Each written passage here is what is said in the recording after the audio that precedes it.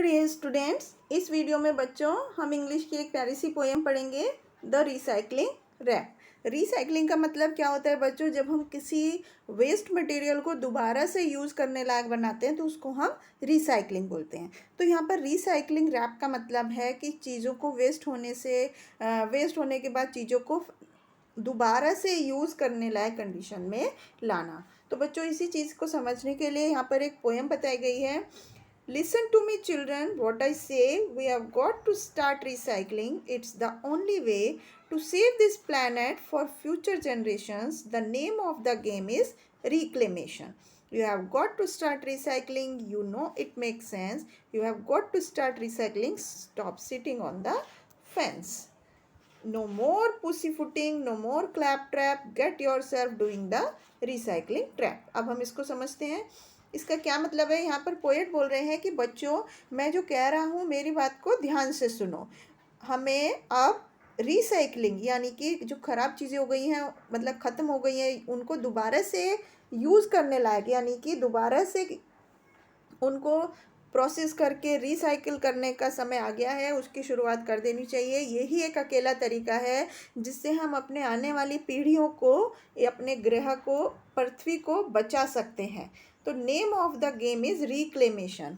ये जो दोबारा से यूज़ करने का जो तरीका है इसको हम रिक्लेमेशन बोलते हैं। रिक्लेमेशन मतलब सुधार करना। इस गेम का नाम सुधार गृह है कि हम अपनी आदतों में सुधार करके हमें रिसाइकलिंग की शुरुआत कर देनी चाहिए। इसका वास्तव में असर पड़ेगा। अब हमें चुपचाप साइड में नहीं बैठ करके रिसाइकलिंग यानी ख़राब चीज़ों को दोबारा से इस्तेमाल करने लायक कंडीशन में लाना है। नो मोर पुसी फुटिंग, नो मोर क्लैप ट्रैप। नो मोर पुसिंग फुटिंग मतलब हमें अब ज़्यादा चौकन्ना रहने की ज़रूरत है। पुसी फुटिंग मतलब चौकन्ना रहना और ज़्यादा सतर्क रहना। अब हमें और ज़्यादा सतर्कता से रहने की ज़रूरत है। और क्लैप ट्रैप मतलब दिखावटीपन, कि हमें अभी कोई दिखावा नहीं करने की ज़रूरत है। हमें अपने आप को रिसाइकलिंग रैप यानी कि अपने आप को चीज़ों को दोबारा से यूज़ करने के तरफ अपना ध्यान लगाना है। Come on and start recycling. Start today by saving all newspapers, not throwing them away.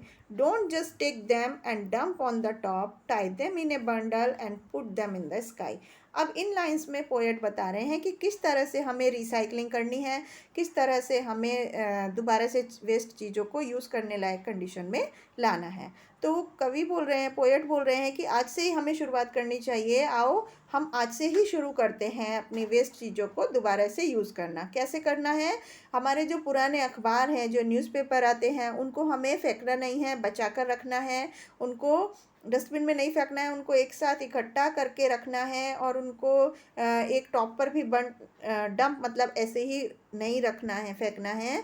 एक उनका ढेर बना लेना है। बंडल मतलब एक साथ कई सारे न्यूज़पेपर को इकट्ठा करके उनको एक रस्सी सी बांध करके उसका एक बंडल बनाना है और उनको ऊपर फिर रखना है कायदे से। Get collecting, protecting the futures up to you. Save all your old glass bottles and your jam jars too. Take them to the bottle bank, then at the factory. The glass can be recycled, saving energy. तो इन lines में poet क्या बोल रहे हैं कि भविष्य को बचाना, प्रोटेक्टिंग मतलब ख़त्म होने से बचाना, अब हमारे हाथ में है। हमें वापस से इकट्ठा करना है। किसको इकट्ठा करना है? हमारी जो पुरानी कांच की बोतलें हो जाती हैं उन सबको हमें बचा कर रखना है, इकट्ठा करना है। और जो किचन में बहुत सारी कांच की छोटी जैम की, जेली की बहुत सारे बर्तन इकट्ठा होते हैं, उनको फेंकना नहीं है, उनको वापस से इकट्ठा करना है। और उसको एक बड़े से कंटेनर में जिसमें सब ये बोतलें आ सकें उनको रख के फैक्ट्री में ले जाना है, जहाँ पर ग्लास को, कांच को दोबारा से रिसाइकिल किया जाता है, प्रोसेस किया जाता है एनर्जी बचाने के लिए। Don't chuck away the empty drink can. Remember what I said. Start recycling, man. Wash it, squash it, sneeze it flat and thin. Take it to the save a can and post it in. तो इन lines में poet क्या बोल रहे हैं? Don't chuck away. Chuck away मतलब किसी चीज़ को ख़त्म कर देना, नष्ट कर देना, एकदम बर्बाद कर देना। तो हमें क्या है कि हम जो खाली बोतलें हैं पीने की, कुछ भी कोल्ड ड्रिंक्स पीने की बोतलें या कोई भी जो पीने का लिक्विड रखने का जो सामान होता है, उसकी जो बॉटल्स होती हैं खाली, उनको हमें बर्बाद नहीं करना है, फेंकना नहीं है। याद रखो जो पोएट ने कहा कि हमें आज से ही रिसाइकलिंग यानी वेस्ट चीज़ों को दोबारा से यूज़ करना स्टार्ट करना पड़ेगा अपने प्लेनेट को बचाने के लिए। तो इसलिए उनको धो लो, स्क्वैश मतलब उनको थोड़ी जगह में ले आओ, मोड़ तरोड़ के उनको स्क्वीज़ करके, उनको चपटा करके, पतला करके उनको, ताकि वो कम जगह में आ सकें, इस तरह उनको कर लो और फिर उनको बचाओ और उनको फिर दोबारा से यूज़ करने के लिए, प्रोसेसिंग के लिए ले जाओ। Listen to me, children. Hear what I say. We have got to start recycling. It's the only way to save this planet for future generations. The name of the game is reclamation. तो यहाँ पर फिर से वही lines poet ने repeat करी हैं कि मेरे प्यारे बच्चों सुनो, ध्यान से सुनो, मैं क्या कहता हूँ कि हमें आज से ही रिसाइकलिंग यानी वेस्ट चीज़ों को दोबारा से इस्तेमाल करने लायक कंडीशन में लाना शुरू कर देना है। यही एक ऐसा अकेला तरीका है जिससे हम अपने आने वाली पीढ़ियों को और के लिए अपने प्लेनेट को बचा सकते हैं।